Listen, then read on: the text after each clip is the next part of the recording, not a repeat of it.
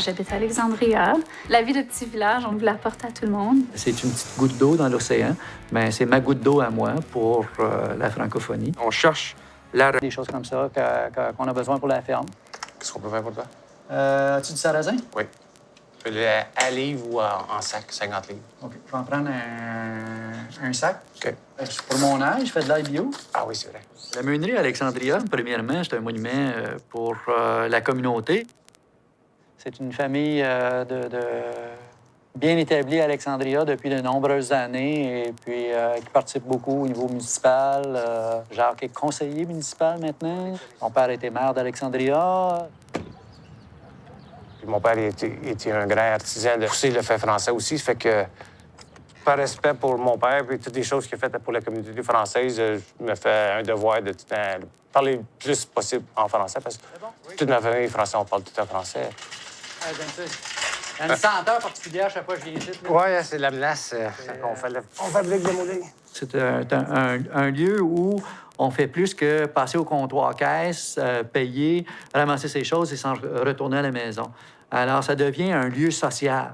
Ton père qui avait construit Oui, ça? mon père a bâti ça à partir de rien en 1962. Ça a plus de 50 ans. Oui, une compagnie de moulins avait fourni tout le bois pour 1000 $. Je pense qu'il y avait tout. Fait qu'on bâti ça pour 1000 $. Aïe, aïe.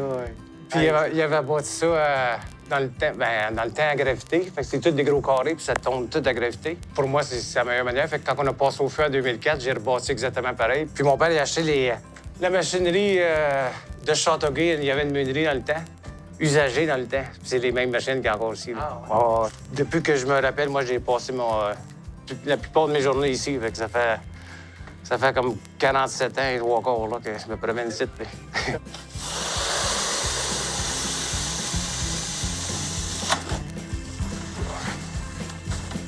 Dans le temps, il y avait beaucoup de compétitions dans les compagnies de moulins.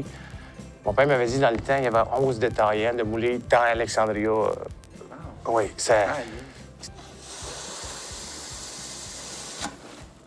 En tout cas, vous souhaitez une bonne semence, puis bonne chance dans votre travail. Merci, Georges. J'ai besoin des conseils, mais que je vienne récolter mon sarrasin, mais je vous appellerai. Ouais. Non, je pense que c'est toi l'expert, pas moi. Ouais.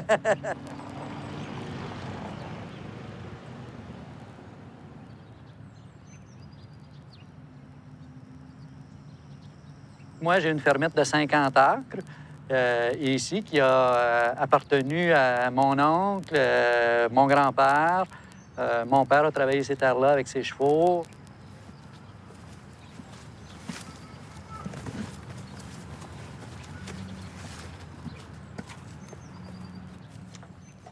Alors ici, c'est ma cabane à sucre. Alors, ça fait plus de 30 ans qu'on fait du sirop ici. Et puis, on a érigé ça, mon père, moi, mon frère.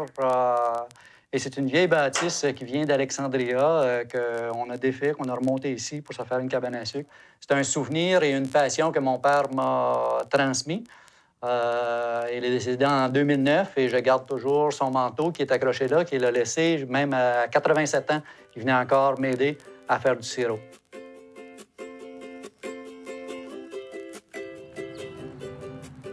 Germaine Lalonde, 89 ans, nous accueille chez elle dans la maison qui l'a vue grandir.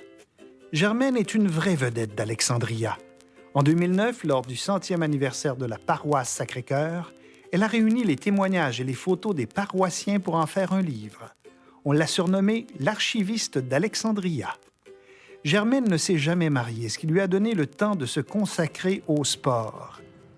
Elle joue au golf depuis 50 ans et dit avoir pratiqué tous les sports possibles à Alexandria, ce qui lui a valu une place au temple de la renommée de la ville. J'ai joué au tennis. Puis après, on avait du badminton. Après que le badminton a fermé, là, je suis allée au curling. Puis au golf, aussitôt qu'ils ont ouvert le golf aussi, j'ai commencé à jouer au golf. En 2006, une autre récompense s'ajoute aux précédentes. Elle reçoit la médaille du gouverneur général. Le secret de la longévité de Germaine Lalonde, ne pas fumer, faire du sport et avoir des projets.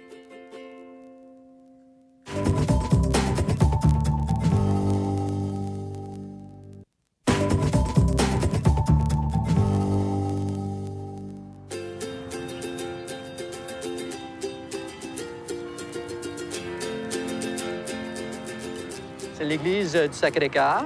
Alors, c'est une très belle église. Ça a été construit en 1909. C'était vraiment là, très tissé serré. Les francophones là, œuvraient beaucoup dans ce coin ici. À gauche, ça s'appelait à l'époque l'école Saint-Joseph. Et puis maintenant, c'est Terre des Jeunes, c'est une école publique. Ici, c'était l'école des frères, qu'on disait. Alors, c'était les frères du Sacré-Cœur. Il y avait un très bel édifice ici, là, où c'était leur résidence. Et ça a été sacrifié à un moment donné, là, alors un édifice du patrimoine qui a été démoli. Et puis l'église en face, donc généralement dans les communautés, c'est construit de cette façon-là. Tu vois, l'école et l'église, c'est tout près. Alors, début des années 50, on a fait des corvées pour creuser le sous-sol de l'église, parce qu'à l'origine, il n'y avait pas un sous-sol. Et mon oncle, William, a emprunté les chevaux de mon père pour venir travailler à ces corvées-là. Les francophones ont eu de la difficulté à avoir leur paroisse dans le coin parce que les premiers évêques n'étaient pas très ouverts à la francophonie. Au moment du règlement 17, on a banni l'enseignement du français dans toutes les écoles de la province. Et à Alexandria-Cornwall, il y a eu de la résistance. Et les gens ont demandé l'aide de l'évêque en poste à ce moment-là.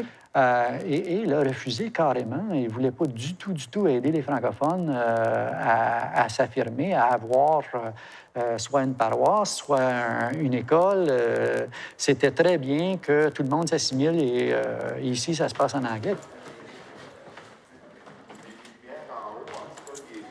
Bonjour tout le monde. Bonjour. OK, tout le monde, on va s'installer. Le diocèse Alexandria-Cornwall a toujours demeuré quand même bilingue, mais ça a été vraiment un travail de longue haleine de faire accepter là, le français à l'intérieur du petit diocèse qu'il y avait ici, puisque c'est les plus petits en Ontario.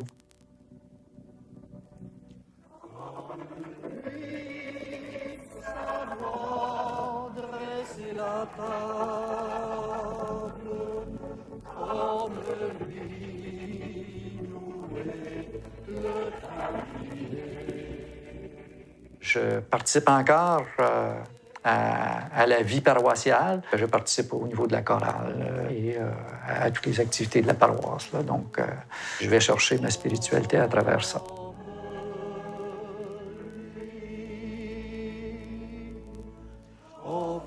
Il est rare de trouver une cathédrale au cœur d'un village de la taille d'Alexandria.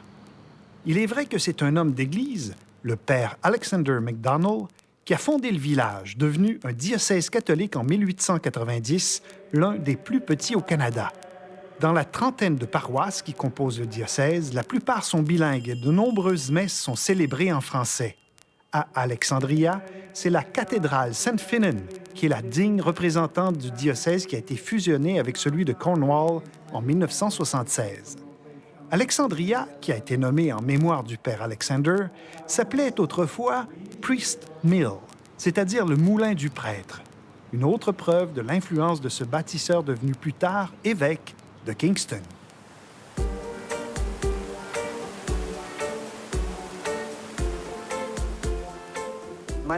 Je m'appelle Barry MacDonald.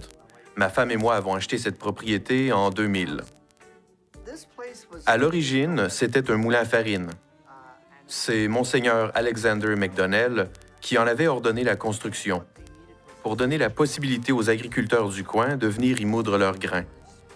Et c'est devenu le centre de commerce de la région. L'édifice a été construit en 1780. Comme il était en bois, il a été détruit dans un incendie. Mais en 1820, on l'a reconstruit, en pierre cette fois-ci.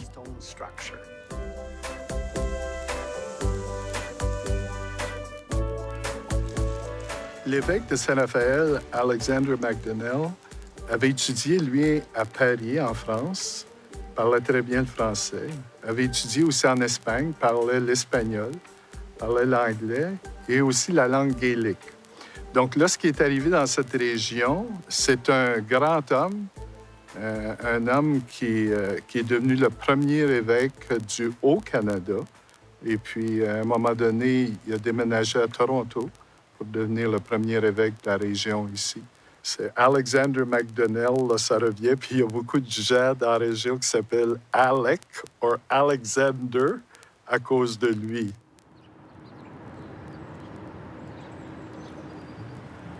Alors, on s'en va chez Christine.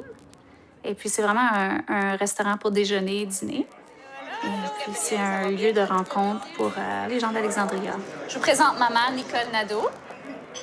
Et moi, je vous présente tout mon cercle d'amis. Ce que je trouve intéressant ici, c'est sûr qu'il y a beaucoup de diversité. Quand moi, j'étais jeune, la plupart des couples, les francophones mariaient les francophones, les anglophones mariaient les anglophones. Maintenant, moi, j'ai marié un Écossais et plusieurs Hollandais dans le coin aussi. Mon expérience, c'est que la plupart de mes enfants ont marié avec des anglophones. J'ai des petits-enfants qui sont parfaitement bilingues. C'est des mariages mixtes, comme on appelle en bon canadien. Et puis, on apprend à vivre avec ça. Les Irlandais sont bilingues. Les Écossais sont moins. Mara Gabi! Ça, ben, une autre semaine. Passez une belle fin de semaine. Vendredi, peut-être, ça dépend à quelle heure je me lève. OK. Bye-bye. Bye. J'ai fait ma 9e année ici à Alexandria, mais après ça, j'ai décidé d'aller étudier à Montréal. Quand j'ai gradué, j'ai décidé d'aller étudier à Saint-François-Xavier, à Antigonish, en Nouvelle-Écosse. And then we have to make a salad, right? Yeah, lettuce is already chopped up, so That's for the Caesar salad or for both? will the Caesar be a Une soirée, je faisais partie du Celtic Society, que ça s'appelle. Et puis Scott, mon mari, et puis sa sœur enseignaient aux jeunes à l'université comment faire les danses écossaises, toutes les square sets là, qu'ils appellent. Et puis c'est comme ça qu'on s'est rencontrés. Il m'a montré comment danser ce style de danse. Alors, c'est mon mari, Scott Campbell, natif de Mabou, Cape Breton, en Nouvelle-Écosse. Et puis, on s'est Non, l'île de Cap-Breton. J'ai dit, ben oui, oh, excuse-moi, l'île du Cap-Breton. Lui a étudié l'informatique et business. Il n'y avait pas beaucoup d'emplois dans sa région. On aime beaucoup la Nouvelle-Écosse, mais on a décidé de revenir dans ce coin-ci. And the people here are, relatively friendly. I get along quite well with everyone. The only thing is there's no lobster here. It takes so long to get it.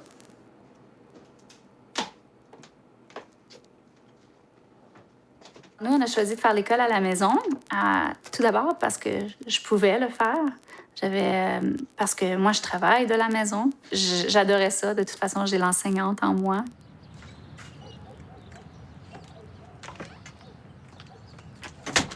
Denise Lavigne était enseignante ici à Alexandria pendant plusieurs années. Elle est à sa retraite maintenant. Elle habite au coin ici. Ma fille Rachel prend ses cours de français avec elle à tous les semaines pendant l'année scolaire. Salut! Salut! Comment ça va? Ça va bien? Bien? Avec Rachel, l'anglais sortait de tous les côtés. L'anglais, c'est contagieux des fois. Là. Les verbes d'état, les verbes actifs, on va en garder pour l'année prochaine. OK. Pour elle, je trouve que c'est une bonne idée de vraiment perfectionner sa grammaire, de pouvoir s'exprimer oralement puis en texte en français.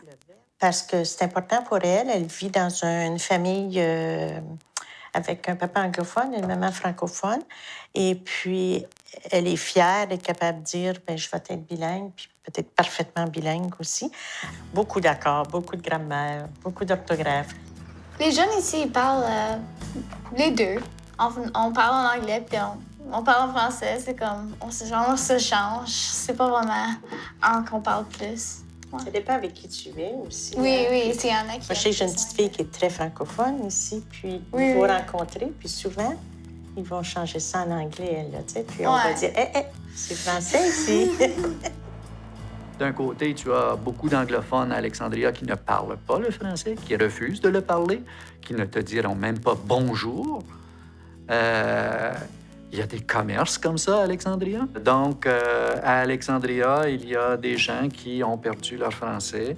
Je vois le cheminement de l'assimilation. C'est facile de tomber dans la langue de Shakespeare et de s'y habituer, de s'y faire et de dire « moi, je fais partie de la majorité ».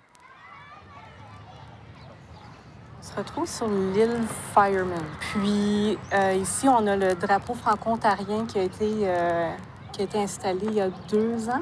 Il y a 2 ans. Le 25 septembre, la journée du drapeau franco. Puis ça a été quand même une bataille, là, je pense, là, pour avoir le drapeau franco-ontarien ici. Une amie de la région d'Alexandria, quand elle a rencontré Marius, elle s'est tout de suite dit qu'il fallait qu'elle nous matche. Et puis, ça a été le coup de foudre. Je viens de Pays-Bas. Et la province d'où je viens, c'est la Frise. Et on a notre propre langue, comme Québec ici au Canada. Donc, je parle frison et néerlandais. Et je parle anglais, allemand et français. Avec mon travail, je suis un membre du CA de Centre culturel ici. Donc, c'est tout ça en français. Je pratique beaucoup.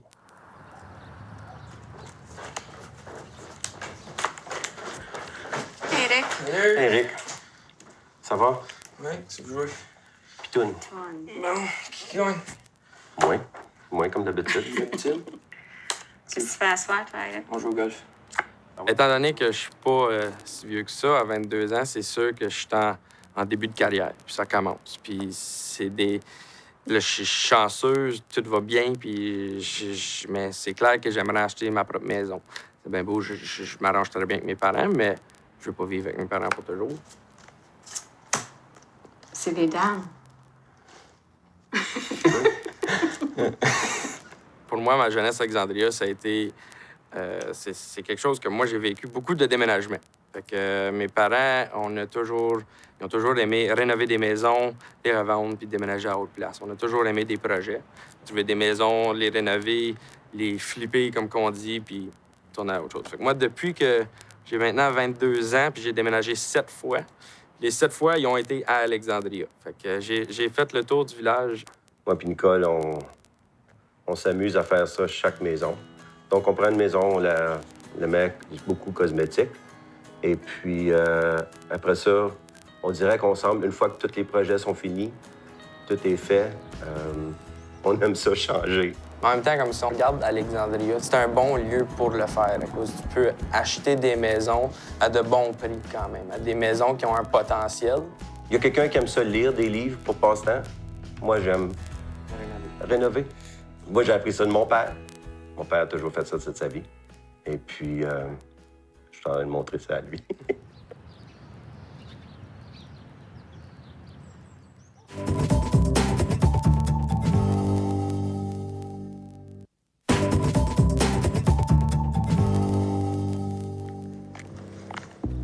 Alors, voici le ruisseau qui passe au travers Alexandria. Un beau petit ruisseau, très paisible. Alors maintenant, on s'en va chez mon neveu. Et puis, on va aller chercher pour les cours de piano, de musique. Et puis, avec lui, il va voir son cousin Sonny puis sa cousine Phaedra, de l'autre côté de la famille. Ouais.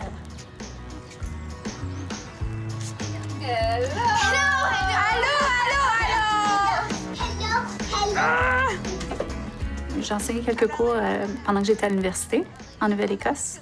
Et puis, quand je suis arrivée ici à Alexandria, je dirais que c'était en 1998, autour de ça. J'enseignais à mon neveu, ma nièce, et puis aussi d'autres enfants dans les environs. Ça va bien, tout le monde? Oui. Est-ce qu'on chante un petit peu? Oui. Qui se rappelle de Dans la forêt lointaine? Ah, ça fait! Avec le temps, je me suis dit que ce serait une bonne idée de former un programme après l'école pour les jeunes d'Alexandria où ils pourraient faire leur pratique de piano, avoir leurs cours, apprendre leur théorie musicale, chanter ensemble.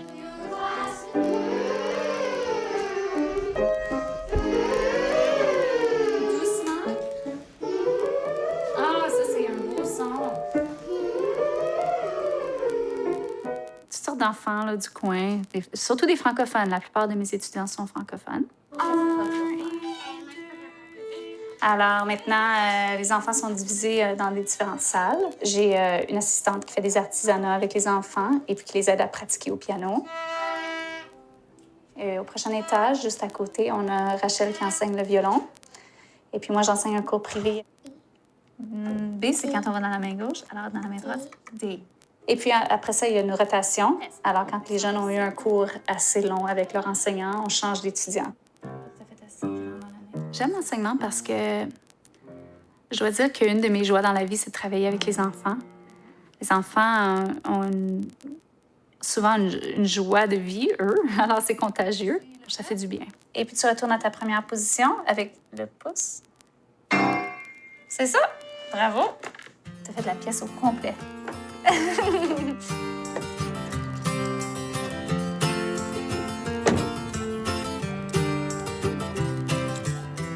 Les services en français à Alexandria, on peut en avoir partout, en grande majorité.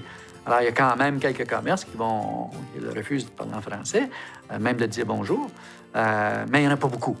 Alors, il ne faut pas mettre l'accent sur le négatif, il faut mettre l'accent sur le positif. Bonjour, bonjour. Ça va bien? Il y a beaucoup de commerçants francophones aussi à Alexandria qui sont des familles de souche de la communauté. Alors, entre autres, chez B&B, alors chez M. Brunet, qui est vraiment authentique parce que c'est la dernière petite épicerie du coin qui existe encore, qui est encore ouverte, qui est encore un commerce vivant, communautaire à Alexandria. Bonjour, M. Brunet. Bonjour, M. Labarque, ça va bien? Ça va très bien vous-même? Ben oui. Toujours occupé? Oui, c'est bien. Vous, la petite famille va bien? Oui, oui. On va bien. Moi, c'est Carole Brunet. Mon mari, Denis. On appartient ici le magasin B&B, qui est en existence depuis 1948. Alors, on est la 3e génération. On connaît beaucoup nos clients. On connaît leurs familles, on les a vus grandir, on voit la prochaine génération arriver. On s'occupe un petit peu plus de eux que dans un plus grand magasin.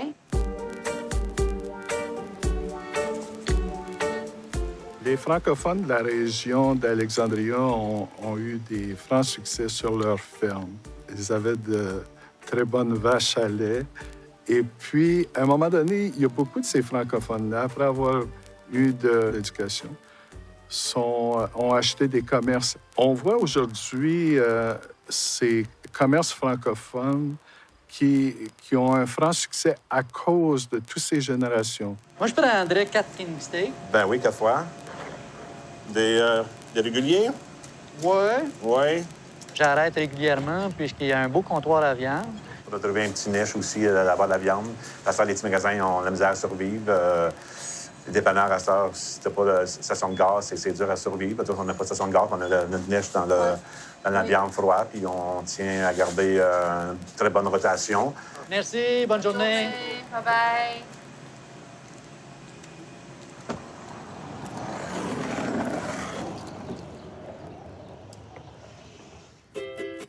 Guylaine Cholette est barbière à Alexandria. Elle coupe les cheveux en français et aux hommes seulement. Cette coiffeuse de formation a débuté dans la barbershop il y a 30 ans. À l'époque, encore employée, elle a d'abord accueilli une clientèle féminine, mais s'est vite aperçue qu'elle préférait couper les cheveux aux hommes. Avec les années, j'ai changé de carrière. J'ai dit, je vais rester sur le côté des hommes. J'aimais mieux ça. C'était moins de trouble. Maintenant propriétaire de la place, Guylaine perpétue la tradition du commerce qui est opéré en français depuis 1964. Guylaine apprécie la fidélité de ses clients. Certains ont commencé à se faire couper les cheveux ici alors qu'ils étaient enfants. La barbière d'Alexandria adore son travail et accepte volontiers les petits caprices de ces messieurs. Parmi les coupes demandées de ce temps-ci, la coupe George Clooney et la coupe Justin Bieber.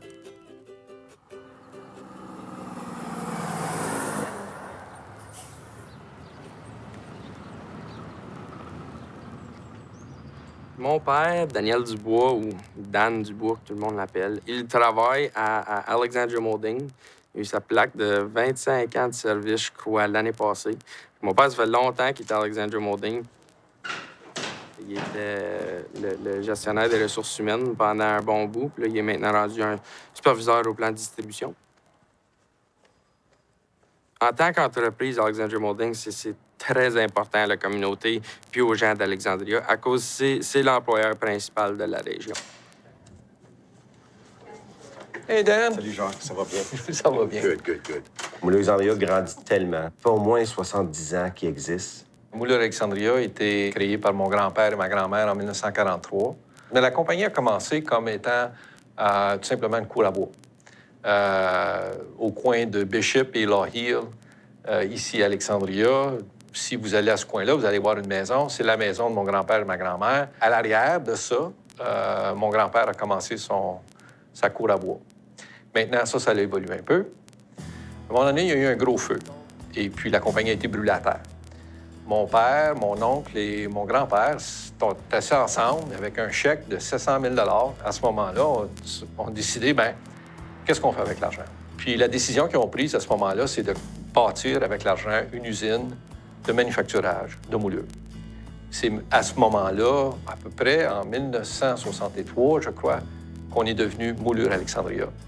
On a aujourd'hui 5 sites majeurs, dont celui-ci, le bureau chef Alexandria. Ça nous fait non seulement la plus grande entreprise ici à Alexandria, mais une des plus grandes dans l'Est de l'Ontario. C'est vraiment un grand luxe pour nous qu'on considère de pouvoir continuer à faire notre vie professionnelle, surtout en français. Mais ce qui est le fun, c'est qu'on peut travailler ici, dans nos bureaux, avec les gens qu'on a autour de nous, en utilisant notre langue maternelle, le français. Juste ici, c'est tout pour mettre toute la moulure sur les camions pour qu'on puisse transporter la moulure. Maintenant, on est à la réception, où on reçoit tous les containers, puis tous nos camions internes qui viennent avec la moulure. Chaque année semble grossir. On est rendu à peu près 400 employés, juste à Alexandria. Salut, boys. J'ai l'impression que si eux ferment, la ville d'Alexandria aurait beaucoup de misère à rester vivant.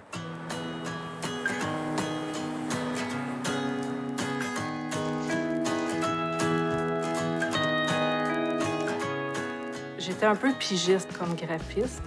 Donc, j'avais pas nécessairement mon entreprise, mais je faisais des petits contrats ici et là pour des gens que je connaissais. Je suis tombée enceinte, puis durant mon congé, c'est là que j'ai décidé de vraiment me concentrer plus sur mon entreprise, puis vraiment établir ça plus sérieusement.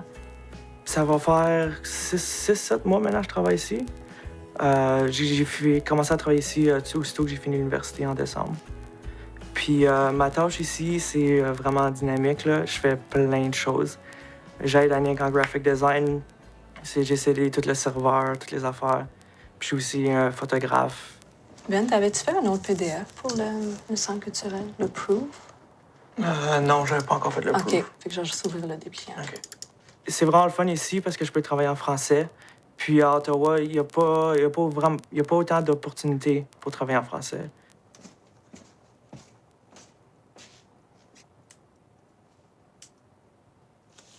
En ce moment, je prépare l'écran.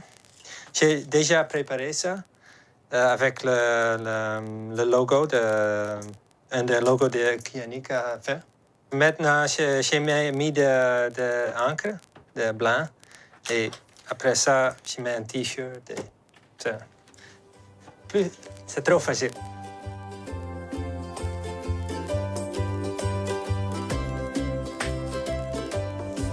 Est-ce qu'on fait le meeting?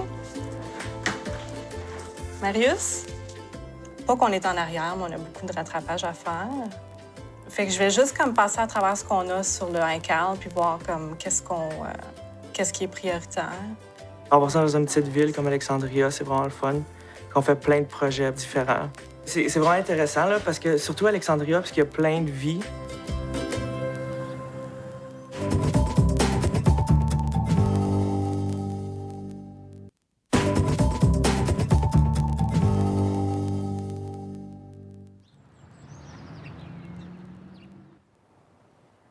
C'est un peu ma grande ouverture, malgré que je suis ici depuis quelques mois. C'est juste que j'ai jamais eu le temps de le faire. Donc, je fais un 5 à 7, puis j'ai invité la majorité de mes clients. Donc, c'est juste pour eux, pour qu'ils viennent visiter mon studio.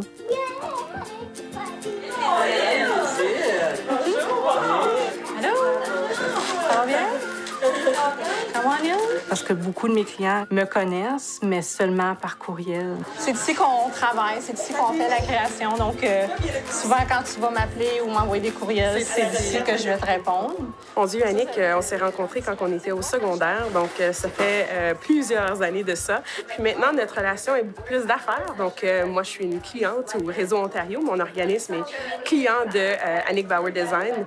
Moi, je pense que d'avoir des entreprises qui fonctionnent très bien dans des petites communautés, des communautés qui sont quand même très vibrantes. Alexandria, c'est mon chez-moi. En fait, j'ai grandi ici. Puis de pouvoir faire affaire avec une entreprise locale, c'est très important. Très cool chez vous. Ouais. C'est le fun. Ouais. C'est un village qui est en renaissance.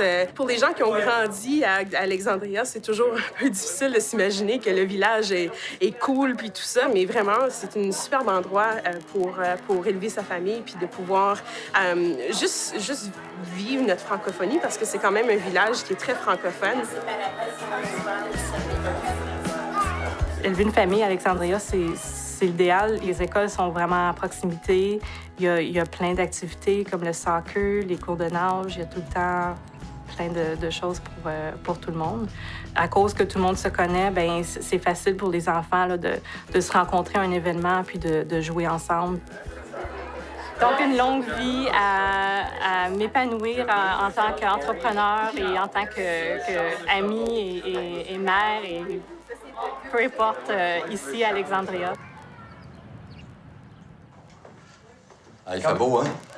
Ah, c'est super aujourd'hui, ça se peut pas. Même cette semaine, là, vraiment, là, on était gâtés. On est gâtés. Vraiment, vraiment.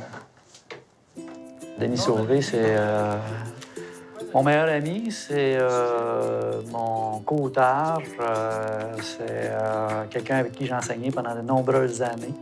Puis après ça, je sais pas s'il y a d'autres rédactions à faire, là. Après moi, non. Après moi, c'est complet. OK. Alors, une fois que moi, j'ai pris ma retraite en 2007, eh bien, on a commencé des projets d'écriture au niveau du roman. Donc, aujourd'hui, on a 4 romans de publiés. On a écrit une dizaine de pièces de théâtre ensemble. Et puis, on continue. On a encore plein de projets d'écriture ensemble. De A à Z, tous les deux, on est impliqués dans la recherche. On est impliqués dans le scénario, si tu veux, du roman. Alors, ça donne un ensemble qui nous permet aux deux de pouvoir écrire par la suite. Alexandria est devenu très, très présent dans notre dernier roman. Notre dernier roman s'intitule « John et le règlement 17 ». À un moment donné, Jean-Claude il m'est arrivé avec une idée. Il m'a dit, écoute, à Green Valley, près d'Alexandria, il s'est passé quelque chose avec le règlement 17, un cas particulier. Alors, on a entrepris la recherche. Je trouvais que c'est une excellente idée. Et de là est né ce roman-là. Alors, ce sont des gens de l'endroit, les francophones, qui vont résister au règlement 17. Alors, cette loi scolaire-là tentait de bannir l'enseignement du français dans les écoles en Ontario. Alors, les auteurs, on invite les lecteurs, les lectrices à voyager dans le temps. On les fait voyager de 2012 à 1912.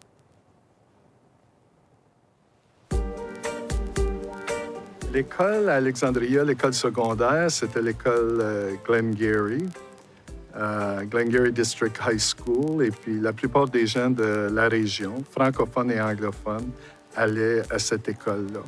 Fondée dans les 50, 40-50. Et puis la plupart des francophones qui allaient à cette école-là pouvaient prendre certains cours en français. À un moment donné, les francophones ont décidé qu'ils voulaient avoir leur propre école. Et puis, c'est là qu'ils ont construit l'école Le Relais à Alexandria. Et vous avez même des anglophones de la région qui veulent aller à cette école-là pour apprendre le français. Oui, ça va. Toi? Bonne journée. Oui. Mes enfants sont la 5e génération de franco-ontariens. Et maintenant, mes petits-enfants, la 6e génération qui est montante. J'ai maintenant 6 petits-enfants. Wow, super! Santé! Jean-Claude! Santé!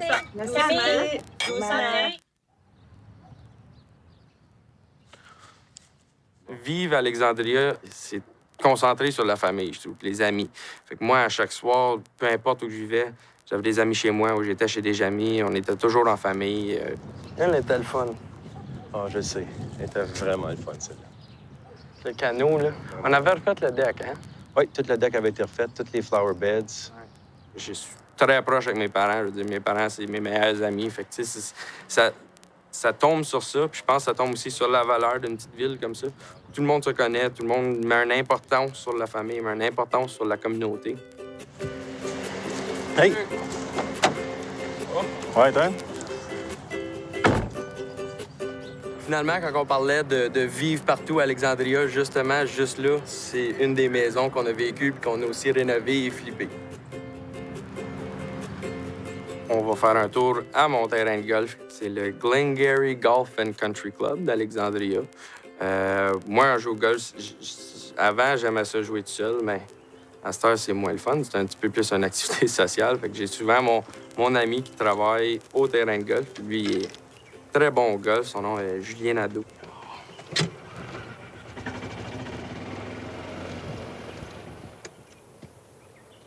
On a environ 200 membres ici.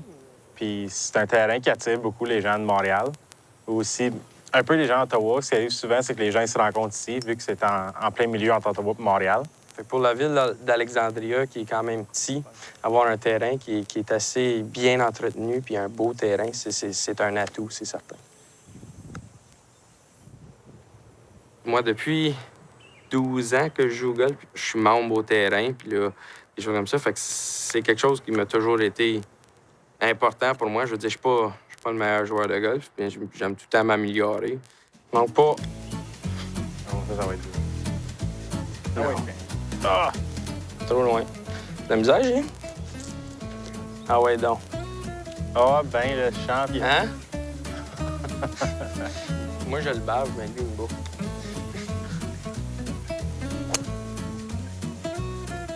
Ici, on se trouve un peu genre en dehors de la ville d'Alexandria. Genre juste sur le côté, puis on est sur le côté de la station de train qui part d'Ottawa et qui s'en va à Montréal. Donc, c'est à peu près là que ça se... Pas toujours une bonne chose pour un terrain de golf, que souvent, quand on va pour frapper, mais le train passe, puis ça sonne, mais je veux dire...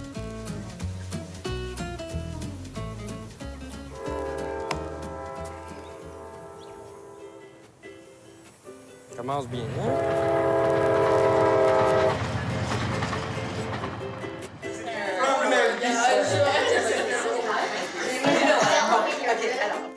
Tantôt, au barbecue, il va y avoir une vingtaine d'invités. Je suis pas certaine, là. Mais c'est comme la vie de petit village, on sait jamais qui va se rendre. Et puis, on ouvre la porte à tout le monde. Ici, c'est commun chez nous que les gens rentrent, sortent, viennent nous dire bonjour. Hey, Henri! Ça va? That's pretty much the extent of my French. Due to some of the industry, there's some other cultures that are around here. Ah ben moi, je suis né au Togo, en Afrique de l'Ouest. Et ça fait 18 ans, je crois. 18 ans, oui, c'est la 18e année que j'habite au Canada. Mon premier hiver, c'était l'hiver de la tempête du verglas, la fameuse tempête de 97. Ça, c'était mon hiver de bienvenue. Alors, c'est ça. Alors, avant, j'habitais à Ottawa avec ma famille. Nous avons déménagé à 10 minutes d'Alexandria parce que nous voulions vivre à la campagne. Le parc est vraiment beau, il est grand et il y a le Farmers Market au parc d'Alexandria. Alors on peut rencontrer des Laotiens, des Thaïlandais. Alors c'est vraiment bien approprié là, comme emplacement. Alors c'est ça. C'est pour toutes ces raisons là, qu'on a choisi Alexandria. J'étais à l'université de Guelph, qui est à peu près à 6 heures d'ici. Mais je reviens toujours parce que c'est la communauté, justement. C'est les familles, c'est voir sa famille, ses amis. Moi, j'espère que pour Alexandria, ça va continuer à être bilingue. Et puis que les gens, les anglophones et les francophones vont continuer à bien se connaître et à se côtoyer, à travailler ensemble.